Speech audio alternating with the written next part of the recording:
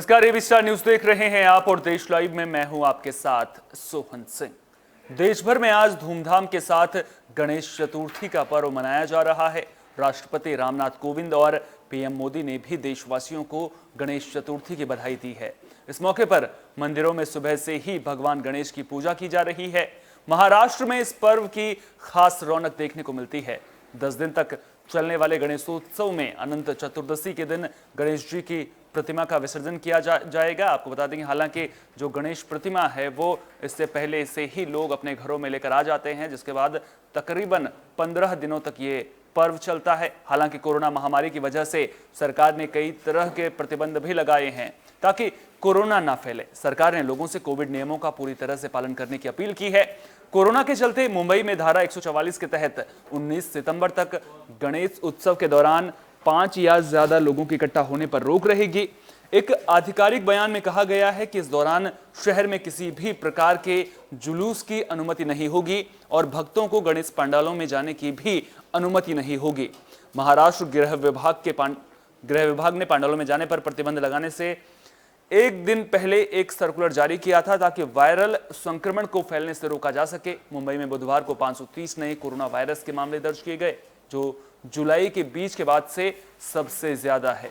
Police उपायुक्त S चैतन्य द्वारा जो आदेश जारी किया गया है उसमें कहा गया है कि लोग ऑनलाइन या अन्य इलेक्ट्रॉनिक मीडिया के जरिए पंडालों में स्थापित गणेश प्रतिमाओं के दर्शन कर सकते हैं। आदेशों का उल्लंघन करने वाले किसी भी व्यक्ति को आईपीसी की धारा 128 के तहत उसके खिलाफ कार्रवाई की जाएगी।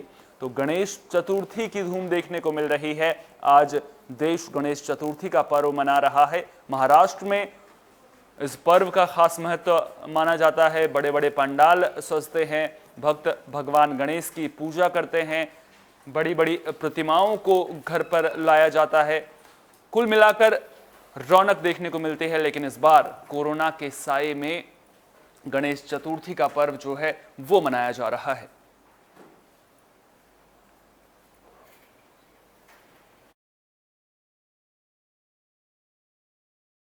प्रधानमंत्री नरेंद्र मोदी का जन्मदिन 17 सितंबर को है, जिसको लेकर बीजेपी ने खास प्लानिंग की है। बीजेपी पीएम मोदी के जन्मदिन के मौके पर 17 सितंबर से लेकर अगले 3 हफ्ते तक सेवा और समर्पण अभियान चलाएगी। यह अभियान 7 अक्टूबर को पीएम मोदी के बर्थडे पर खत्म होगा। आपको बता दें कि इस दौरान बीजेपी अलग अलग कार्यक्रमों का आयोजन करेगी। 14 करोड़ राशन बैग बांटने से लेकर 4 करोड़ थैंक यू पोस्टकार्ड तक बीजेपी ने कार्यक्रमों की लंबी लिस्ट तैयार की है। बता दें कि आने वाले 17 सितंबर को पीएम मोदी 71 साल के हो जाएंगे, लिहाजा इस कार्यक्रम में नदियों को साफ करने के लिए 71 जगहों की पहचान की जाएगी। साथ ही सोशल मीडिया पर हाई प्रोफाइल कैंपेन के साथ साथ कोरोना रोधी वैक्सीनेशन और पीएम मोदी के जीवन और काम पर सेमिनार आयोजित किए जाएंगे। अभियान के तहत यूपी में 27,000 से ज्यादा बूथों पर कार्यक्रमों का आयोजन होगा। बता दें कि अभियान न केवल पीएम मोदी के 71वें जन्मदिन के मौके पर किया जा रहा है, बल्कि 7 अक्टूबर को एक प्रशासक के रूप में उनके सार्वजनिक जीवन के 20 साल पूरे होने पर भी आयोजित किया जा रहा है। तो प्रधानमंत्री नरेंद्र मोदी के जन्मदिन के मौके पर बीजेपी ने खास तैयारियां की हैं। आपको बता दें कि अगले 3 हफ्ते तक बीजेपी ने कार्यक्रम की योजना तैयार कर ली है, जिसके तहत तरह तरह के कार्यक्रमों का आयोजन किया जाएगा।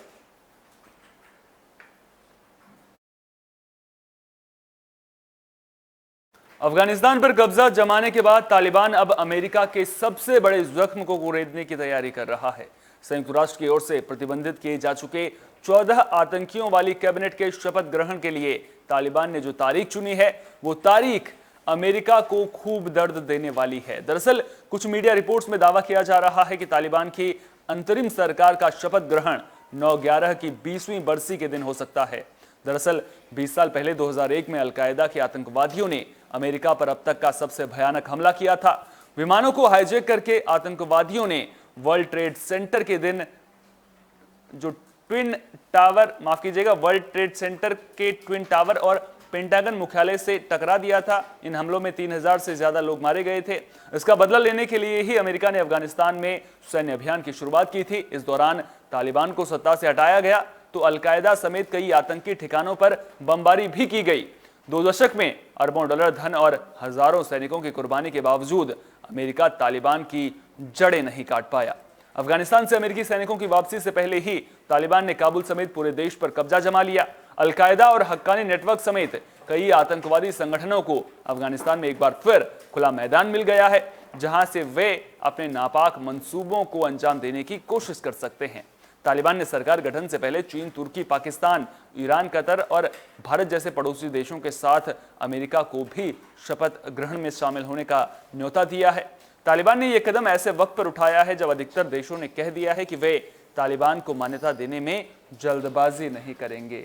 तो अब तालिबान अमेरिका के जख्मों को कुरेदने की तैयारी करता हुआ नजर आ रहा है। आतंकियों से भरी कैबिनेट का शपथ ग्रहण 9/11 की 20वीं बरसी के दिन रखा गया है। मीडिया रिपोर्ट्स में इस तरह की बातें सामने आ रही हैं।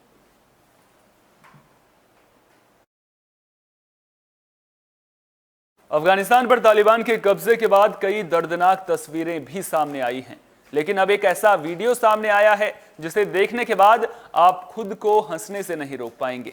सोशल मीडिया पर वायरल हो रहे इस वीडियो को पाकिस्तान के एक पत्रकार ने शेयर किया है। इस वीडियो में तालिबानी लड़ाकू विमान के पंख पर झूला झूलते नजर आ रहे हैं। दरअसल जिस सैन्य विमान पर तालिबानी लड़ाके झूला झूल रहे हैं वो अमेरिका का विमान है। अमेरिकी सैनिक अफगानिस्तान से वापसी के दौरान अपने कई लड़ाकू विमान एयरपोर्ट पर ही छोड़कर चले गए। ये विमान उड़ने की हालत में नहीं है क्योंकि अमेरिकी सैनिक इन विमानों को डिसेबल करके गए हैं। अब ये विमान भले ही उड़ान भरने के लायक नहीं है, लेकिन तालिबानी लड़ाके इनका भरपूर आनंद ले रहे हैं। वीडियो में आप देख सकते हैं कि किस तरह से तालिबानी लड़ाके ग्राउंड में खड़े प्लेन के पंखे में रस्सी डालकर झूला झूल रहे हैं। वीडियो में कई लड़ाके दिख रहे हैं, जिनमें से एक झूले पर बैठा हुआ नजर आ रहा है तो दो उसे झूला झुलाते हुए नजर आ रहे हैं। तो कई दर्दनाक तस्वीरों के बाद एक और ये वीडियो सामने आया है जिसमें आप देख सकते हैं कि जो अमेरिकी विमान है उसमें तालिबानी लड़ाके जो हैं वो झूला झूलते हुए नजर आ रहे हैं और जो दो तालिबानी लड़ाके हैं वो इसे झूला झुला रहे हैं। और ये तस्वीर कहीं ना कहीं लोगों को हंसाने का काम अब कर रही है।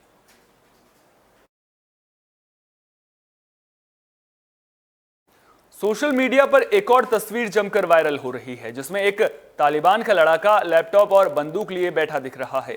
तस्वीर के साथ दावा किया जा रहा है कि यह शख्स अफगानिस्तान के केंद्रीय बैंक द अफगानिस्तान बैंक का नया प्रमुख हाजी मोहम्मद इदरिस है। दरअसल अफगानिस्तान के पत्रकार जमील फारूकी के इस ट्वीट के बाद इसको लेकर कंफ्यूजन फैल गया। हालांकि फैक्ट चेक में यह दावा गलत निकला। डीएबी बैंक के प्रमुख हाजी इदरिस जरूर हैं, लेकिन वायरल तस्वीर उनकी नहीं बल्कि किसी और की है। ऊपर की तस्वीर में बाएं जो शख्स दिख रहे हैं वे मोहम्मद इदरिस हैं। फैक्ट चेक में पता चला है कि जिस शख्स को हाजी मोहम्मद इदरिस बताया जा रहा है दरअसल वो आम तालिबानी लड़ाका है। बता दें कि तालिबान के प्रवक्ता जबीहुल्लाह मुजाहिद ने पिछले महीने इदरिस को डीएबी का मुखिया बनाए जाने की घोषणा की थी। भारत के रिजर्व बैंक की तरह डीएबी भी अफगानिस्तान का केंद्रीय बैंक है और बैंकिंग सेक्टर के साथ साथ अर्थव्यवस्था भी काफी हद तक इसकी नीतियों पर निर्भर करती है। तालिबान के सामने बड़ी आर्थिक चुनौती है। चीन और पाकिस्तान जैसे चंद मुल्कों को छोड़कर अधिकतर देशों ने अफगानिस्तान को आर्थिक मदद बंद कर दी है। अफगानिस्तान पर तालिबान के कब्जे के बाद से ही अधिकतर बैंक बंद हैं, तो लोगों को कैश की किल्लत का भी सामना करना पड़ रहा है। जरूरी वस्तुओं की किल्लत की वजह से महंगाई भी आसमान छू रही है।